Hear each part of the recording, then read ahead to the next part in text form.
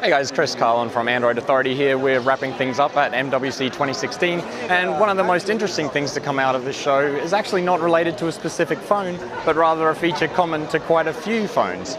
So a few days before the show, we heard word from a few people that pre-release versions of the Android N release that will be out later in the year actually don't have an app drawer. So we investigated a little bit more, we got some more confirmation, and then on the weekend we found out that the LG G5 does not have an app drawer.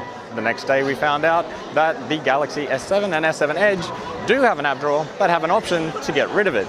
Not long after that we found out that the HTC One X9 also doesn't have one, and this starts to point us in the direction that Android 7.0 will not have an app drawer. So we reached out to Google. Google, of course, didn't want to say anything in particular. We're keeping an eye out for any further confirmations, but when you think about it, it's starting to make a lot of sense. Obviously, OEMs have early access to new builds of Android, and it's a little bit too convenient that everyone is doing something similar at the same time. Of course, the Nextbit Robin doesn't have an app drawer.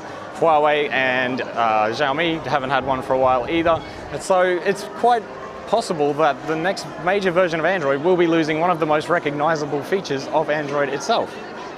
Now, we know that Google hasn't been happy with the app drawer for a while. In Android Marshmallow, we saw it go from a horizontal card stack down into a endlessly scrolling vertical list. Now, just because Google wants to get rid of it, or may want to get rid of it, doesn't necessarily mean that it will be gone.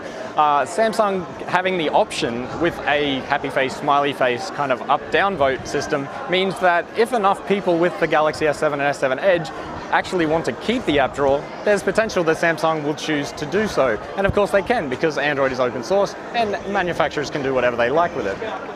So the big question is, why would you get rid of the app drawer in the first place? It's a bit of a fan favorite, it's pretty convenient, and moving to a homepage-based endless list of app icons is very iOS, and also kind of adds quite a few steps to getting to the app that you want.